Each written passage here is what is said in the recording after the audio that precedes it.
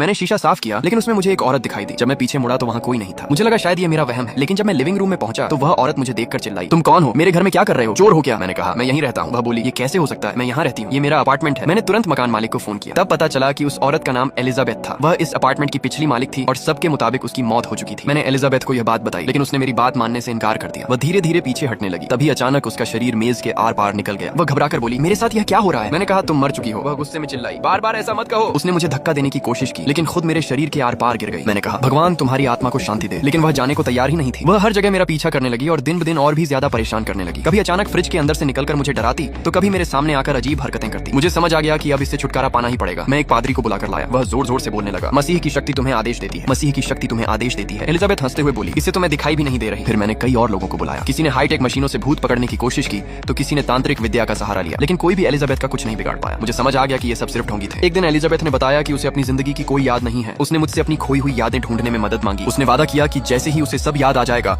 वह हमेशा के लिए चली जाएगी। मैं उसके बारे में जानकारी जुटाने के लिए पूरे अपार्टमेंट में लोगों से पूछताछ करने लगा। ज्यादातर लोगों को उसके बारे में कुछ याद नहीं था। फिर किसी ने बताया कि वह पहले एक डॉक्टर थी। हम दोनों अस्पताल पहुंचे। अस्पताल की हर चीज देखकर उसे अजीब सी अपनापन महसूस होने लगा। ऐसा लग रहा था कि वह सचमुच वहीं काम करती थी। फिर हमें अस्पताल के एक कमरे में उसका शरीर मिला। तब सच्चाई सामने आई। एलिजाबेथ मरी नहीं थी, वह सिर्फ बुरी तरह घायल थी और कई दिनों से कोमा में थी। एलिजाबेथ ने अपनी आत्मा को वापस शरीर में ले जाने की बहुत कोशिश की, लेकिन वह सफल नहीं हो सकी। उसकी आत्मा और शरीर का संबंध पूरी तरह टूट चुका था। तभी एक डॉक्टर कमरे में आया और मुझे बाहर निकालते हुए बोला, कल से हम इसका इलाज बंद कर देंगे। ये सुनकर एलिजाबेथ पूरी तरह टूट गई। उसे लगा अब वह कभी जिंदा नहीं हो पाएगी। मैंने फैसला किया कि मैं उसकी किस्मत बदल कर रहूंगा। मैंने अपने दोस्त के साथ डॉक्टर का भेष बनाया और चुपके से अस्पताल में घुस गया। हम एलिजाबेथ को वहां से निकालकर उसकी जान बचाना चाहते थे, लेकिन हमारी योजना ज्यादा देर तक छिपी नहीं रह सकी। सिक्योरिटी गार्ड्स ने हमें पकड़ लिया। मेरा दोस्त उन्हें रोकने के लिए उनसे भिड़ गया। धक्का मुक्की में गलती से एलिजाबेथ का वेंटिलेटर निकल गया। मैं स्ट्रेचर को तेजी से धकेलता रहा, लेकिन कुछ ही देर में चारों तरफ से